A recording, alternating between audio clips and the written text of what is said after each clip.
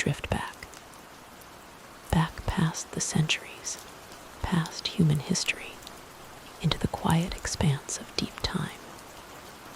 Tonight, we journey to an Earth that existed millions of years before us.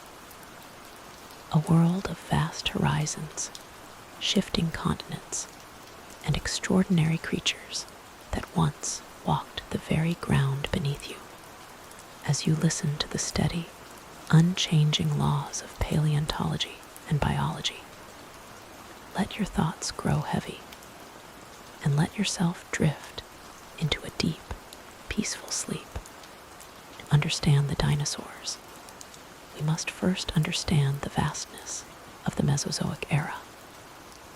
This era is divided into 3 distinct chapters, stretching across more than 180 million years. The Triassic period, beginning roughly 252 million years ago, was a time of rebirth. The Earth had just endured the Permian-Triassic extinction event, the most severe extinction in Earth's history. The land was consolidated into a single, massive supercontinent known as Pangaea. In this dry, vast interior, the first dinosaurs emerged.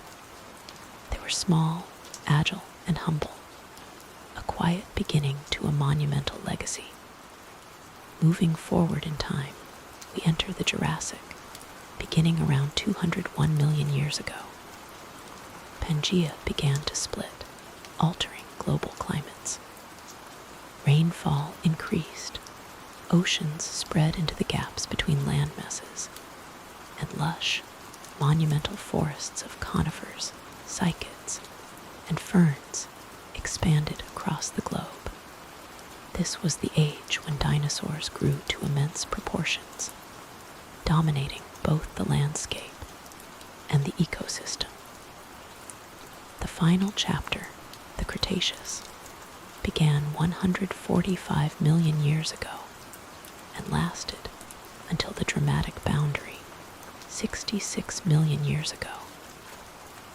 This was a world of high sea levels, vibrant flowering plants, and the peak of dinosaur diversity.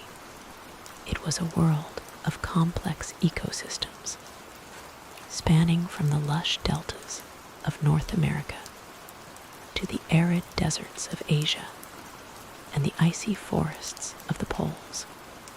Let us reflect on the physics and biology of the largest animals to ever walk the earth, the sauropods.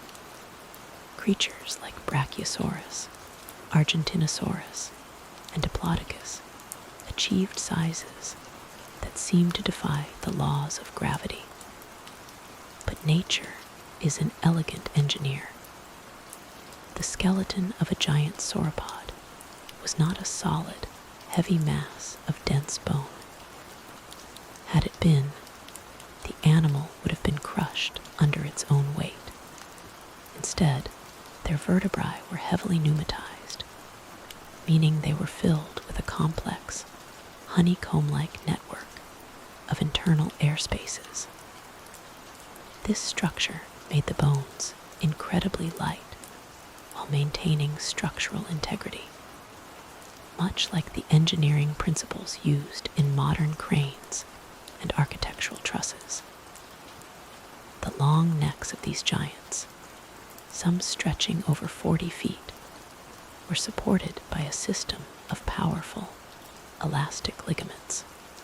The cervical vertebrae fitted together with ball-and-socket joints, allowing for a smooth, sweeping range of motion. This allowed a sauropod to stand in one place and graze across a vast radius of vegetation, conserving vital energy. To power these massive bodies, sauropods possessed a highly efficient respiratory system, very similar to modern birds. They had a series of air sacs distributed throughout their body cavities, and even extending into their hollow bones. When a sauropod breathed, air flowed continuously in one direction through its lungs. This meant that with every single breath, the dinosaur received a constant, highly concentrated supply of oxygen, fueling a metabolic engine capable of sustaining a 70-ton body. For many decades, scientists wondered how dinosaurs regulated their body temperature. Were they cold-blooded, like modern lizards, relying entirely on the sun for warmth? Or were they warm-blooded, like mammals and birds, generating their own internal heat? The modern consensus reveals a beautifully complex reality known as mesothermy and gigantothermy. Many dinosaurs possessed a metabolic rate that sat comfortably between modern reptiles and mammals. They grew quickly, which requires a high metabolism. But they did not always need to burn massive amounts of energy to keep their bodies warm. For the colossal sauropods and large hadrosaurs, a phenomenon known as gigantothermy took effect. Because of their sheer, immense volume, these animals had a very low surface area to volume ratio. Once a 50-ton Argentinosaurus warmed up under the Mesozoic sun, its body retained that heat for an incredibly long time. The core temperature of these giant animals remained remarkably stable day and night, fluctuating by only a degree or two, without requiring the high-calorie intake of a warm-blooded mammal of the same size. In contrast, smaller, feathered theropods, like the dromaeosaurids, had high surface area to volume ratios. They lost heat quickly. To adapt, they evolved advanced metabolic rates and insulating coats of feathers, maintaining a high, stable body temperature that allowed for active, energetic hunting behavior in cooler climates. Let your mind drift back to the very beginning, to the dry, sun-drenched landscapes of the late Triassic, roughly 230 million years ago. In what is now South America, small, lithe silhouettes moved through the undergrowth. One of the earliest true dinosaurs was Eoraptor, a creature no larger than a modern house cat or a small dog, measuring just 3 feet in length and weighing a mere 20 pounds. Eoraptor was a bipedal cursorial animal, meaning it ran swiftly on 2 slender hind legs. Its hands had 5 fingers, capable of grasping small prey, insects, and plant matter.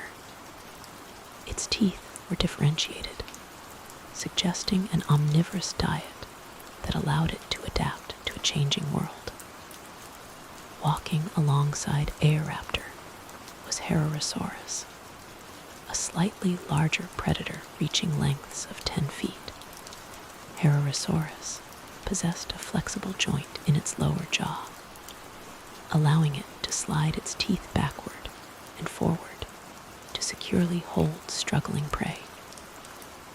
These early dinosaurs were not yet the rulers of their world. They lived in the shadows of massive, heavily armored reptiles called etosaurs, and apex predators known as rhysuchians, crocodile-like relatives that dominated the Triassic landscape. The early dinosaurs survived by being fast, adaptable, and efficient. They waited, evolving quietly, until a shifting climate at the end of the Triassic opened the doorway for their ultimate ascent. As the millions of years pass by, the soft mud of ancient riverbeds turns to stone, preserving the daily lives of dinosaurs through ichnology, the study of trace fossils. Fossilized footprints provide a dynamic, living record of behavior that bones alone can never reveal. When a dinosaur stepped into soft, wet sediment, it compressed the layers of soil beneath it.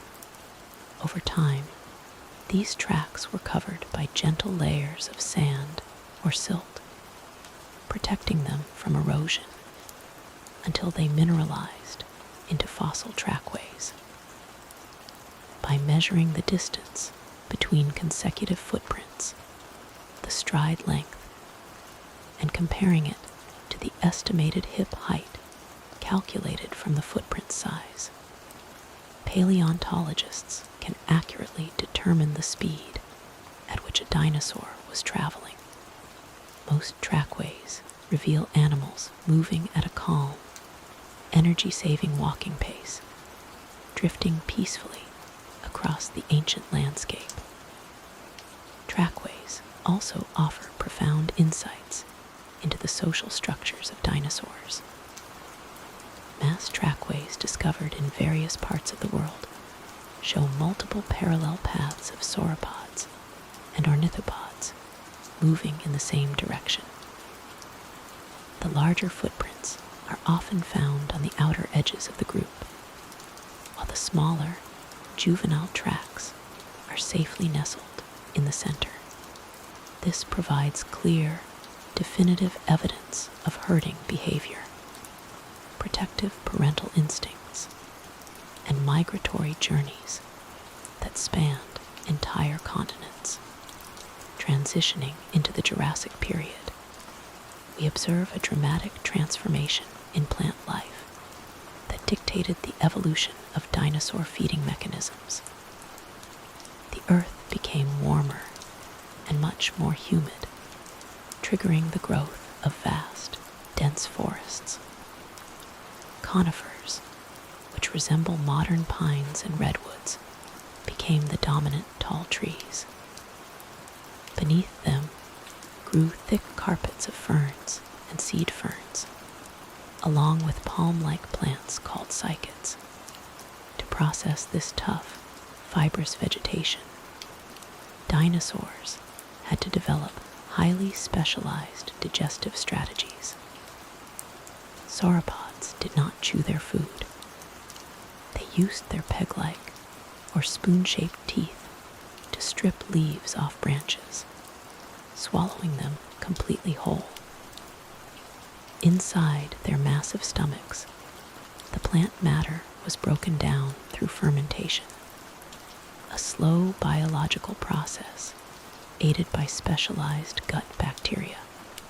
Some scientists believe sauropods also swallowed small stones, known as gastroliths, which remained in their muscular gizzards to physically grind down the tough plant fibers, much like modern birds grind up seeds. This allowed them to extract maximum nutrition from every meal, fueling their immense growth over decades of life. At the same time, the predators of the Jurassic were refining their own biological designs. Consider Allosaurus, the most common apex predator of late Jurassic North America. Allosaurus possessed a skull that was engineered in a highly unusual way. It was lightweight and strong, but its jaw lacked the crushing power of later predators. Instead, engineering models show that Allosaurus used its skull like an axe. It would open its jaws incredibly wide, driven by powerful neck muscles, and drive its upper jaw downward into its prey, using its sharp, serrated teeth to inflict deep wounds. This hunting style relied on speed and blood loss rather than brute force, allowing Allosaurus to target animals much larger than itself. The structure of its skull joints allowed for a slight degree of internal flexing, absorbing the immense shock of impact without fracturing the bone. This elegant balance of physics and anatomy made Allosaurus an incredibly efficient component of the Jurassic ecosystem, maintaining the balance of life for millions of years. As we look even deeper into the cellular structure of dinosaur bones, a field known as bone histology, we find answers to how fast these creatures grew. For a long time, it was assumed that because dinosaurs were reptiles, they grew very slowly over hundreds of years. However, when paleontologists cut thin sections of dinosaur bones and examined them under high-powered microscopes, they discovered lines of arrested growth, which are highly comparable to the annual rings found inside tree trunks. These growth rings revealed a surprising truth. Dinosaurs grew at an astonishingly rapid rate, much more like modern mammals and birds than modern lizards. A giant sauropod reached its full, monumental size in just 20 to 30 years, experiencing a massive growth spurt during its teenage years, where it could gain thousands of pounds annually. This rapid development was necessary for survival. By growing as quickly as possible, a young dinosaur could rapidly outgrow the size range of most local predators, securing its place safely at the top of the food chain.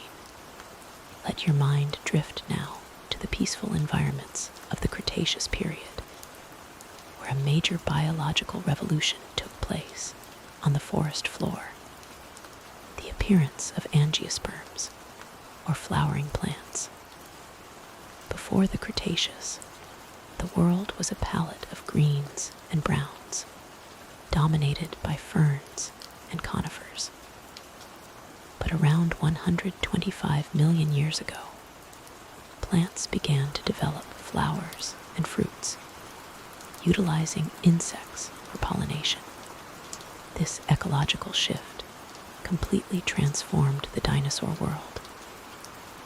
New groups of herbivores evolved to take advantage of this abundant, highly nutritious new food source. Among them were the hadrosaurids, commonly known as duck-billed dinosaurs. Hadrosaurids developed one of the most complex mechanical structures ever seen in nature, the dental battery. Instead of a single row of teeth, a hadrosaur possessed hundreds of tightly interlocking teeth arranged in dense rows. As the teeth at the front were worn down by grinding tough, silica-rich flowering plants, new teeth continuously migrated forward to replace them. The jaws did not just move up and down, they shifted sideways and backward, pulverizing the food into a fine paste before it was swallowed. This incredibly efficient processing mechanism allowed hadrosaurids to diversify into dozens of unique species, roaming the Cretaceous plains in vast numbers, alongside the diverse herds of duck-billed hadrosaurids. The Cretaceous period witnessed the rise of the ceratopsians, the horned dinosaurs. The most iconic member of this group, Triceratops, represents the pinnacle of an evolutionary lineage characterized by massive skull ornamentations. The skull of a Triceratops could reach lengths of over 8 feet, accounting for nearly 1/3 of the animal's entire body length. This monumental structure featured a heavy, solid bone frill extending backward over the neck, and 3 distinct horns composed of a dense bony core covered in a sheath of keratin.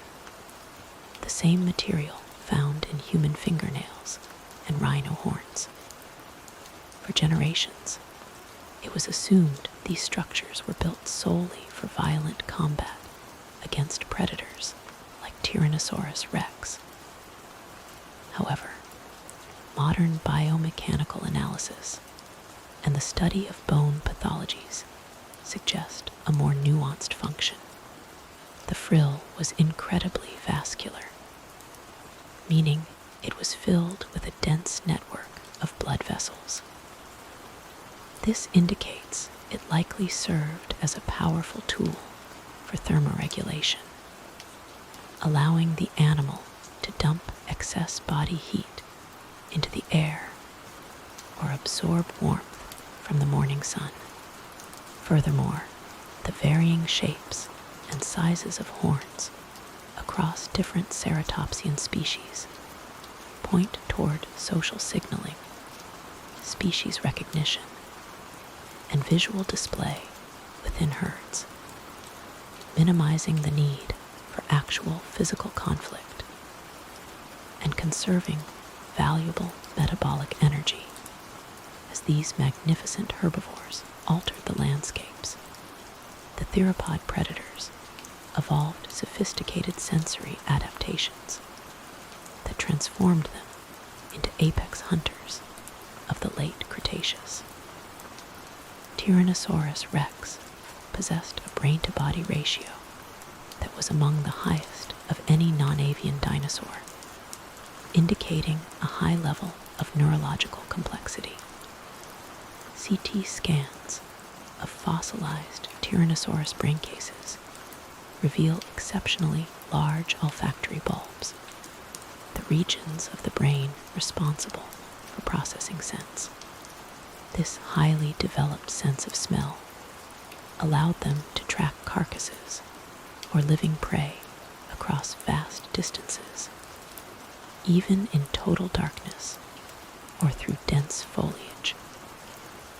Additionally, the structure of the Tyrannosaurus skull allowed its eyes to point directly forward, creating a significant field of binocular vision.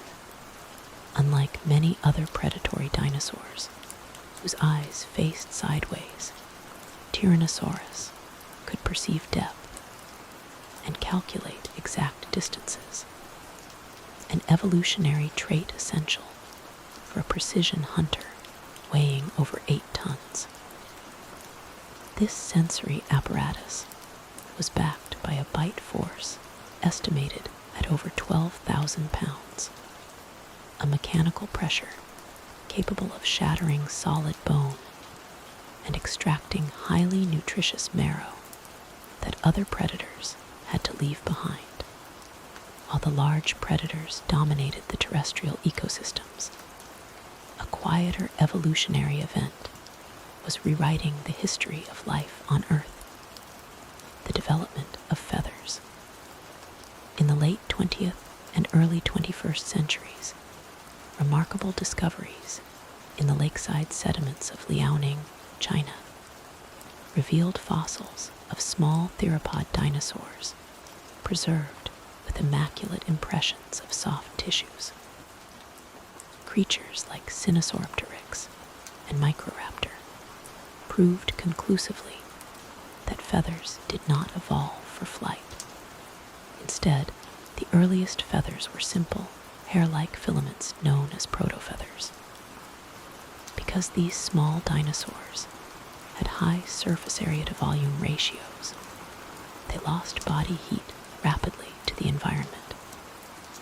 The primary function of protofeathers was insulation, trapping a layer of warm air next to the skin to maintain a high active metabolism in cool climates. Over millions of years, these simple filaments became more complex, developing branches, central shafts, and flat surfaces. In species like Microraptor, long asymmetrical feathers developed on both the arms and the legs, forming a four-winged configuration that allowed the animal to glide elegantly between the branches of ancient canopy forests. These creatures were not yet birds, but they were executing the physical and biological experiments that would ultimately allow their lineage to survive the end of the Mesozoic Era. To understand the colors of these ancient plumage systems, scientists look at fossilized structures called melanosomes. Melanosomes are microscopic structures within cells that contain melanin, the pigment responsible for coloring skin, hair, and feathers in modern animals by using high-resolution scanning electron microscopes to examine the shape and arrangement of melanosomes preserved in feathered dinosaur fossils. Paleontologists can compare them to modern birds to reconstruct accurate color profiles.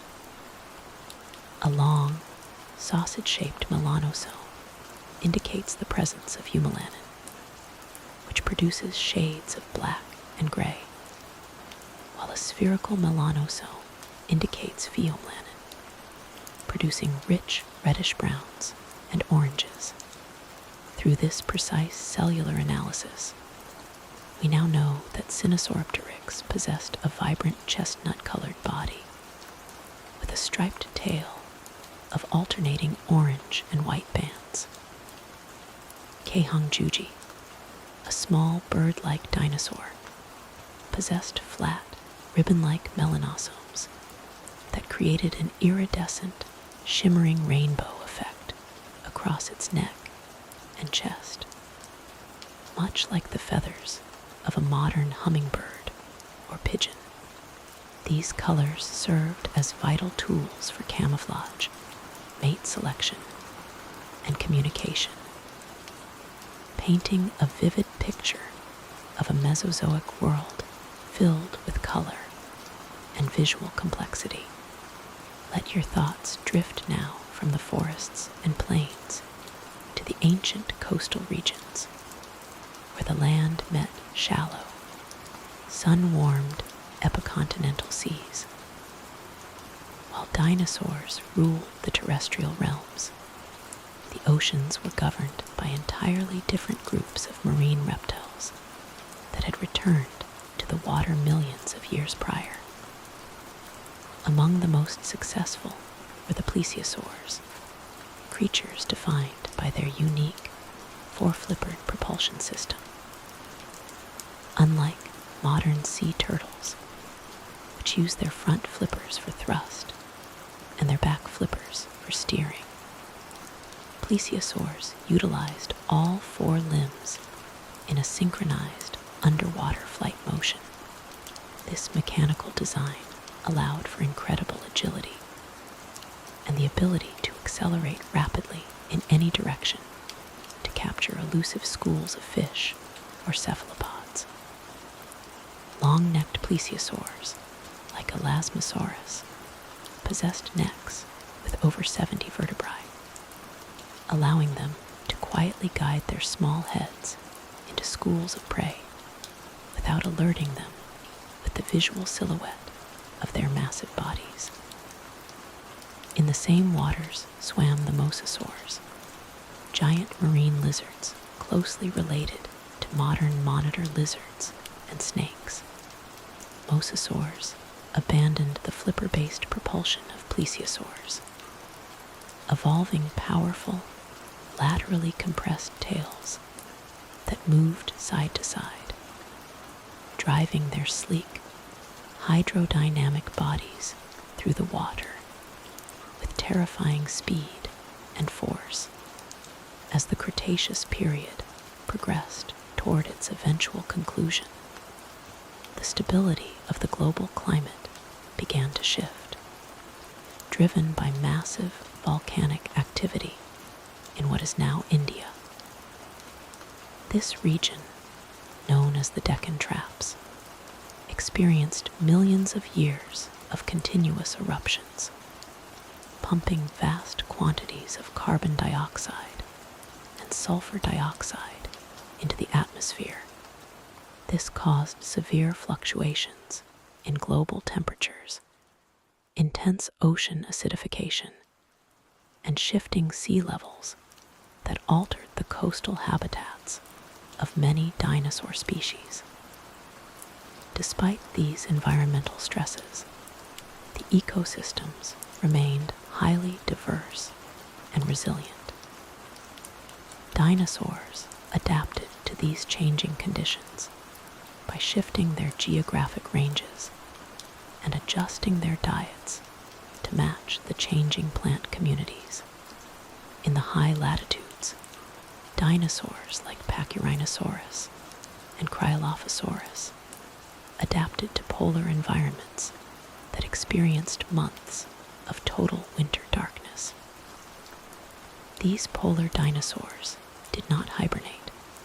Instead, bone analysis shows they maintained a continuous, active metabolism through the cold months, relying on large eyes to navigate the dim twilight and thick coats of downy feathers to withstand freezing temperatures. The story of the dinosaurs is not a narrative of evolutionary failure, but rather one of unparalleled biological success. For over 180 million years, they navigated shifting continents, changing atmospheres, and major ecological transformations with profound adaptability. Their skeletons, respiratory systems, and behavioral traits were perfectly tuned to the physical laws of the earth, allowing them to occupy every single ecological niche available on land. When a massive asteroid impacted the Earth 66 million years ago, it brought an abrupt end to the age of the non-avian giants, but it did not erase their legacy. The avian dinosaurs, the small, feathered creatures that had mastered flight and high-efficiency metabolisms, survived the cataclysm. Today, every modern bird, from the sparrow outside your window to the eagle soaring over the mountains, is a direct, living descendant of those ancient theropod pioneers. They carry the genetic code, the hollow bones, and the resilient spirit of the Mesozoic Era into our modern world. In the late Cretaceous landscape, while ceratopsians and tyrannosaurs held sway over the open floodplains, a group of highly specialized bird-like theropods, known as the Oviraptorosaurs, populated the dense river valleys and arid basins of Asia and North America. For many decades, these creatures suffered under a historical misinterpretation. The first fossil specimen was discovered in the Gobi Desert, resting directly atop a clutch of eggs, leading scientists to name the animal Oviraptor, which translates to egg thief, assuming it died while plundering another dinosaur's nest. However, spectacular subsequent discoveries in the late 20th century revealed a completely different behavioral truth. Embryos preserved inside similar fossilized eggs proved that the nest belonged to the Oviraptor itself. The animal had not died as a predator, but as a devoted parent, sheltering its unborn offspring from a sudden, catastrophic sandstorm. This profound discovery opened a window into the advanced nesting habits of non-avian dinosaurs. Oviraptorosaurs constructed meticulously organized, circular nests of mud and vegetation, arranging their elongated, mineralized eggs in neat, concentric rings that spiraled outward from a central space. because these animals were covered in highly developed pennaceous feathers, flat, bladed feathers with central shafts. They did not simply sit on their eggs with their full body weight, which would risk crushing the delicate shells.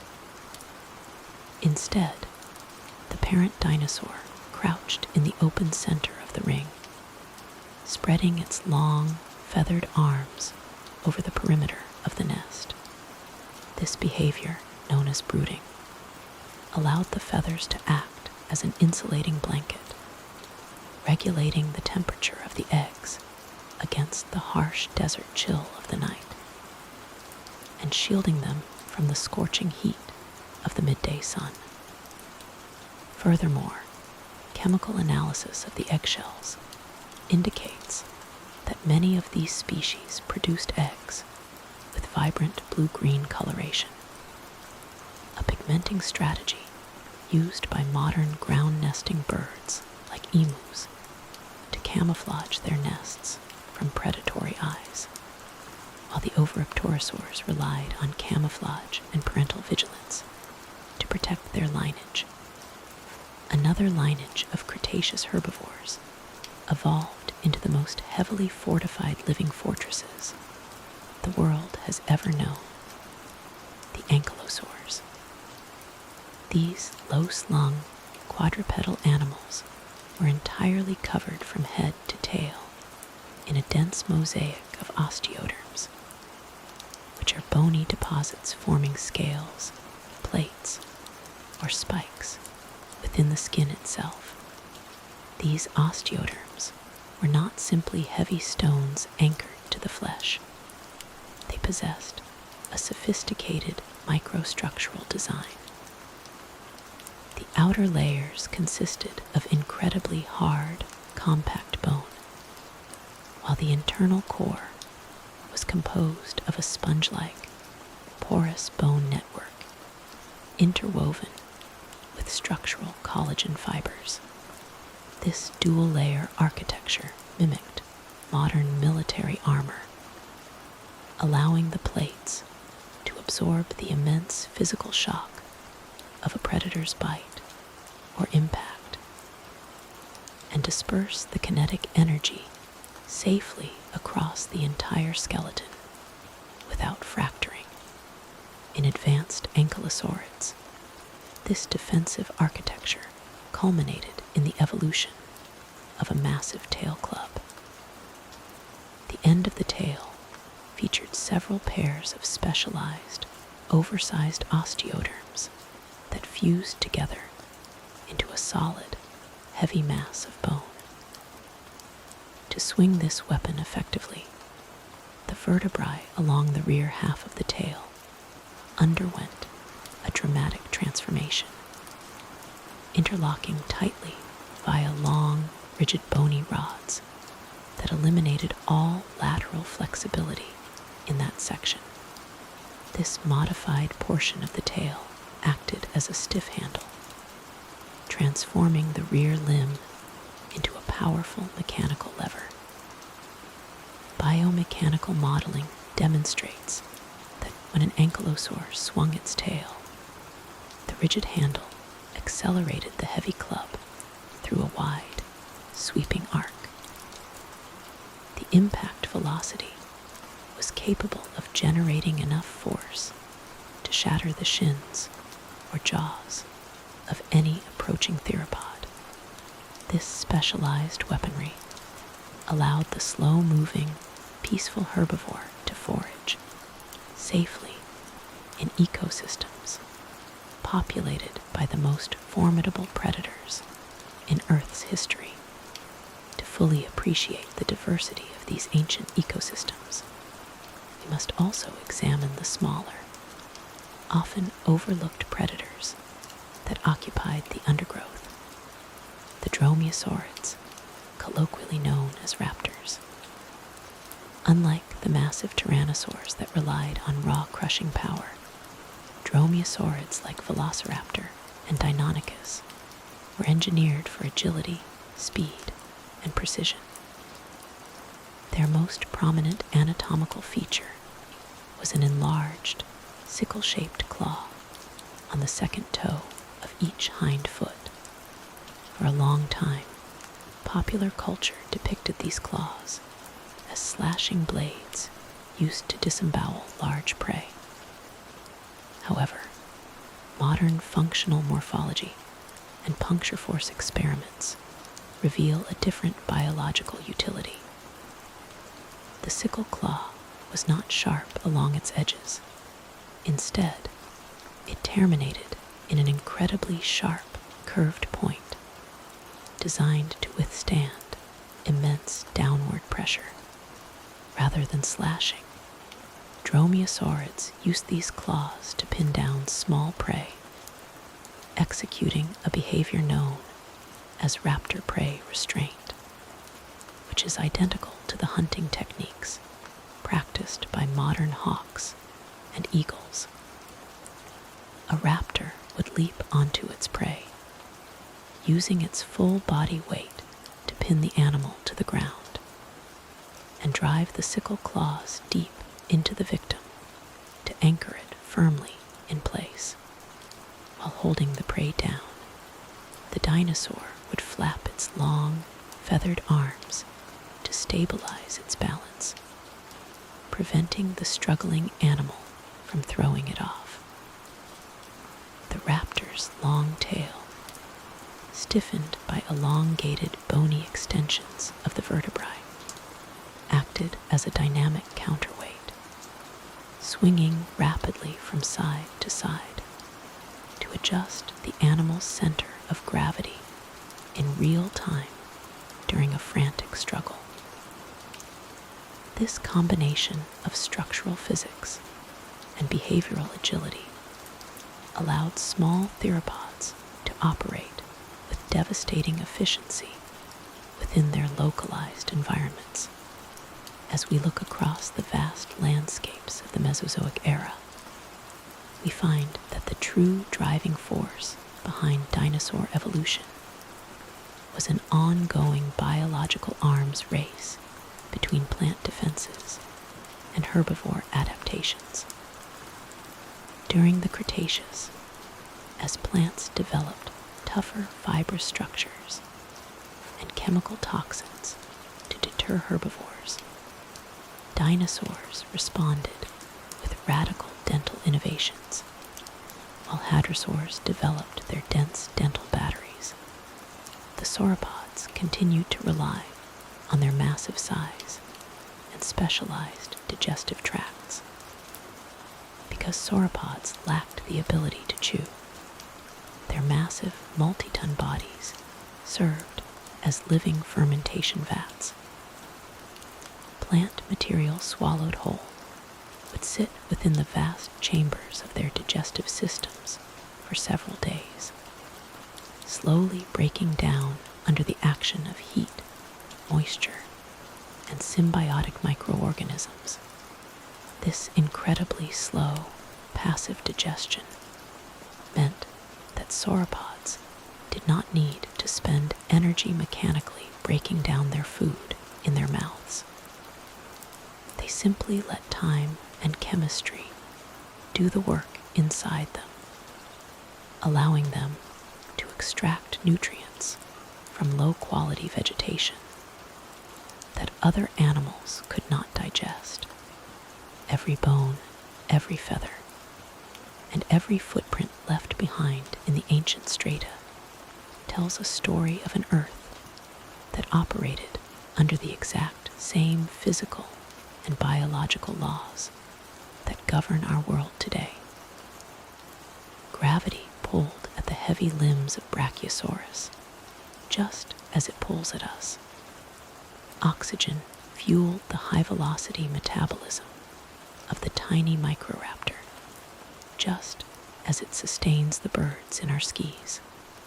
By studying these magnificent creatures through the lens of modern science, we strip away the myth of the monster and replace it with the elegant reality of nature.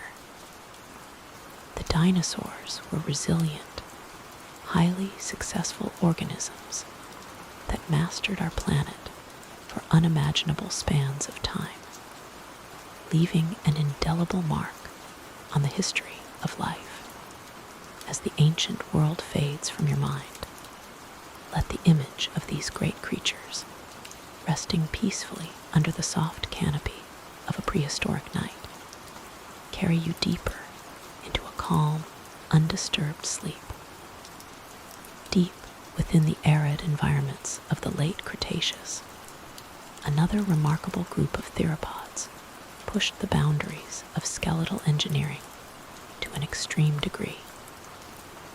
These were the pachycephalosaurs, the bone-headed dinosaurs, represented most famously by Pachycephalosaurus. The defining feature of this lineage was a massive, dome-like structure situated on top of the skull, which could reach a thickness of up to 9 inches of solid bone.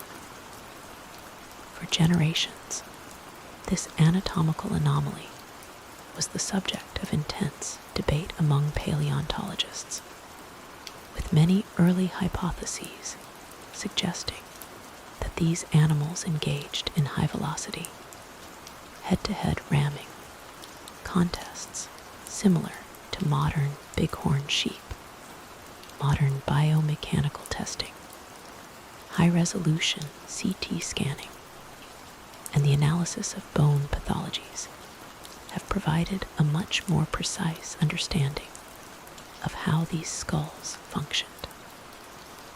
When scientists examined the microstructural composition of the pachycephalosaur dome, they discovered that it was composed of a highly specialized type of bone called fibrocellular bone. This structure grew rapidly and was oriented in a radial pattern, meaning the bone fibers radiated outward from the center of the dome to the exterior surface. This precise alignment was perfectly engineered to absorb and redirect mechanical stress. However, further structural analysis revealed that the skull joints and the cervical vertebrae of the neck were not built to withstand the immense horizontal force of a head-on collision at high speeds. Had 2 pachycephalosaurs collided head-to-head like modern rams, the kinetic energy would have likely fractured their necks. Instead, the evidence points to a behavior known as flank butting. The animals would stand side by side or at angles, using their reinforced domes to deliver powerful, localized blows to the muscular flanks, hips, or ribs of their rivals. This allowed them to compete for social dominance or territory without risking fatal neurological trauma. Furthermore, many fossil domes show clear evidence of healed fractures and circular lesions on the outer surface, confirming that these heavy skulls were active tools used in physical, intraspecific combat throughout their lives. While the herbivores of the Cretaceous developed elaborate skulls for combat and defense, the predators of the southern hemispheres were evolving along a completely different trajectory than their North American counterparts. In the ancient supercontinent of Gondwana, which would later split into South America, Africa, and Madagascar, the dominant apex predators were the abelisaurids, animals like Carnotaurus and Majungasaurus occupied the same ecological niche as Tyrannosaurus rex, but their anatomical adaptations were vastly different. The skull of Carnotaurus was remarkably short and deep, giving it a blunt, almost bulldog-like appearance.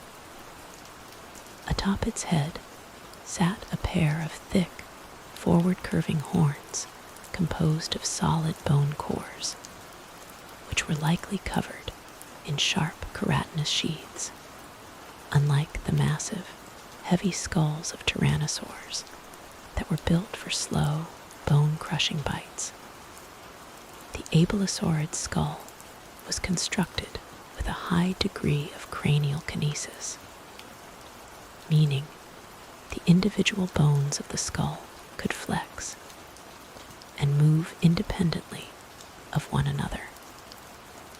This structural flexibility allowed the jaws to open wide and snap shut with incredible speed.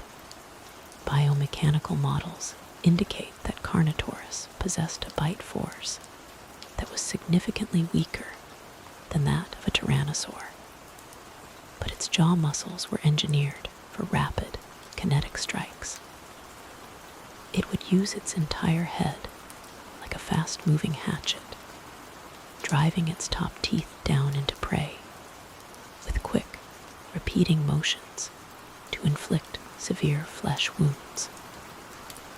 This high-velocity hunting style was supported by an extraordinarily specialized locomotive system, the caudomoralis muscle, the primary muscle responsible for pulling the hind leg backward to propel the animal forward, was anchored to the tail vertebrae via massive, interlocking bony shelves.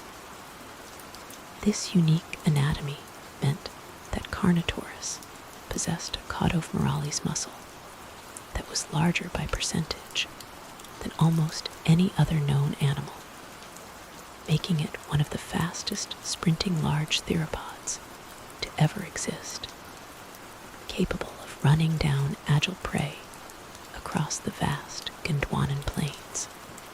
As we expand our view to the global geography of the Mesozoic Era, we must also consider how these massive creatures managed to distribute themselves across a shifting planet. The science of paleobiogeography examines how the movement of Earth's tectonic plates influenced the evolution and distribution of dinosaur lineages. During the early Jurassic, when the supercontinent of Pangaea was still largely intact, dinosaurs could migrate across vast land bridges with relative ease.